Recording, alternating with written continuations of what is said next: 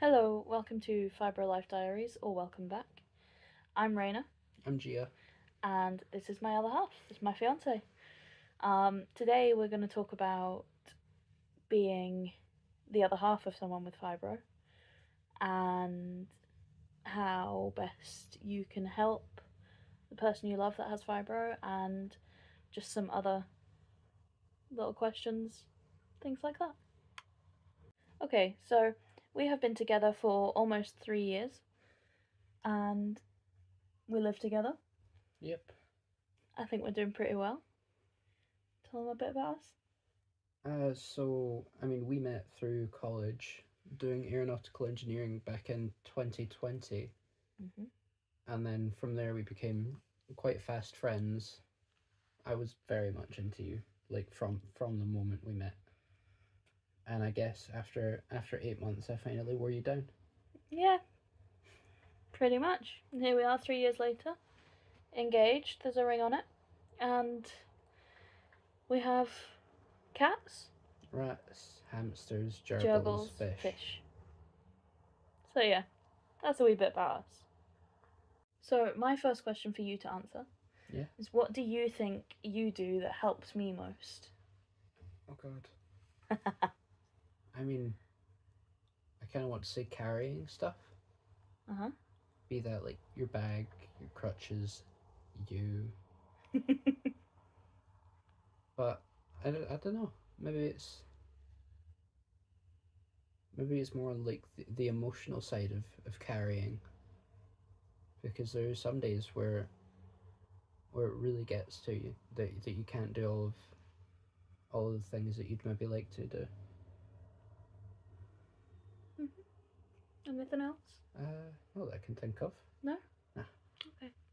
So what actually helps me the most out of things you do is, like, you'll remind me to take my pills. You fill up my pill box for me. Mm-hmm. That helps. Um, yep, carrying bags and making sure I've got crutches or my stick or braces that I need, Mm-hmm. and even things like going and getting me a drink so I don't have to get up. Yeah. That does help. What else? Just generally sort of doing the things that I ask when I need you to do, go and get things or go and do things, and just sort of being available. It's quite a good one. Yeah. Okay, another question. Mm-hmm. How does my fibro affect you and your daily life? Doesn't affect me all that much, really. I mean, I get my steps in definitely between like getting you stuff or just generally helping, but don't mind. But what are some things you do differently now that I've gotten worse, or now that I've been diagnosed? I mean, when it comes to like getting ready to go to a place, I know what you need. So like, I mean, obviously shoes, go and get them. Or if I know that we're going to walk, I try and have like your cane or crutches prepared. If you're having a bad day, braces, etc. But I mean, it's never an issue for me, really. Yeah. Yeah. What of my various aids and assists do you think are the most helpful to me? What ones do you Uh, see that make the biggest difference? Back brace, Mm-hmm. meds, Absolutely. and probably crutches. Although they're they give and take because they hurt your arms. Yeah. But my hot pads. Oh damn! Yeah, definitely. Forgot about them, to be honest. Anything else? Not that I can think of. No. Is there like a really obvious answer? It's what you think, innit? Don't know. This is one I think a lot of people wonder. Did you have any doubts about our relationship when my health started to get worse and when I got diagnosed? No. I mean, like by the time that you'd been diagnosed, you hadn't been feeling too hot for a good while, and you'd been using your cane already because you needed to. And like, I mean, with the whole like diagnosis of fibro, I've researched into it a bunch, and I know roughly what's going to happen if you continue to like. Well, you will probably continue to get worse. But I mean, if you end up in a wheelchair, spend a while pushing you. But I mean, wheelchairs have compartments, so I don't have to carry as much. That's a win in my book. Honestly, no, not really. I mean, I did want to like go on hikes a bunch with you, but yeah, no, not happening, babe. I can go hikes myself. So yeah, again, not a huge issue. And it's yeah, and I mean, it hasn't really taken anything away from our relationship, I'd say. Apart from the hikes Yeah, but we didn't go on any. We haven't been on any in the first place. and the bike rides. Well, yeah, then, but we haven't been on any in a while anyway. Yeah. How would you describe a bad day for me? I mean, bad days are fun. I'd like to point out that that's sarcasm. Yeah. Wake up, and usually on bad days you don't get up for a good while. It takes you a while just to like wake up, as opposed to even getting out of bed and stuff. Definitely. So I can usually tell if I wake up early and you don't even stir. I mean, from there it's much the same as any other day, but it gets a bit more intensive. I'm helping you with more, and tying your shoelaces, helping you get dressed. It's not a big deal. For you? Yeah, for me it's not. But often we cancel plans on a bad day. Yeah. On a really bad day, we'll cancel plans. End up cancelling plans. And I'll stay in bed. But yeah, no, it's not a huge issue. You just take everything in your stride. Just whatever happens, like, yeah, it's fine.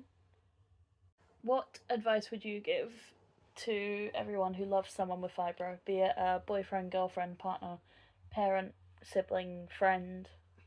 What would be your advice to them on how like, best to deal with all of this? See,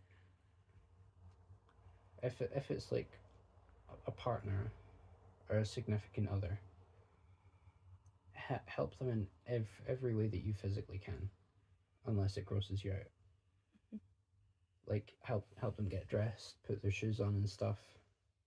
Make sure that they're like drinking enough. Doesn't have to be water if you're on a night out, but like make sure that they're getting everything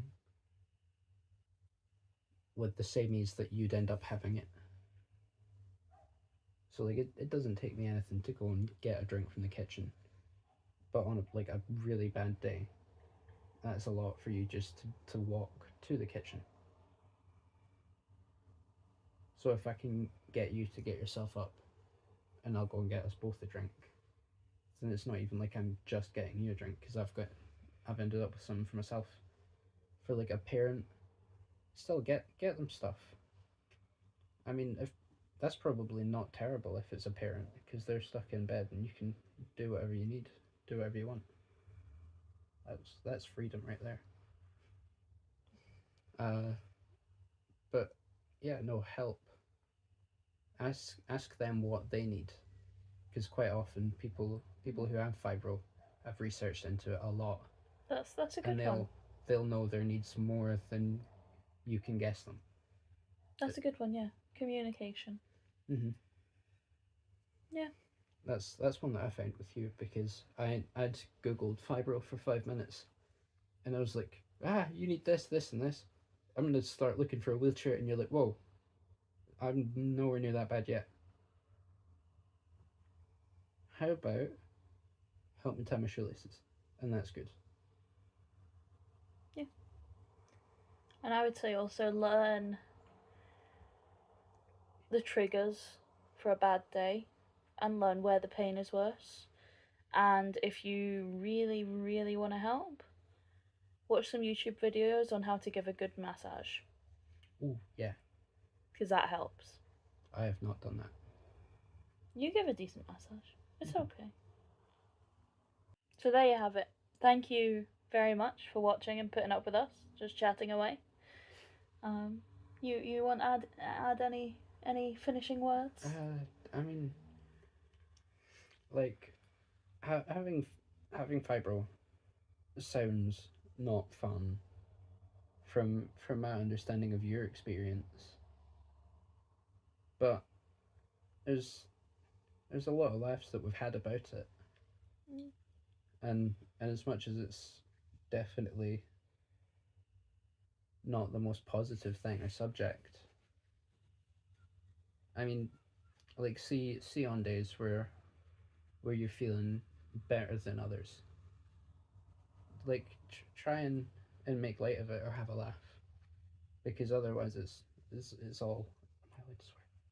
No. Okay, it's just not as fun. Yeah. Thank you for everything you do. Hell yeah. Bye. Bye.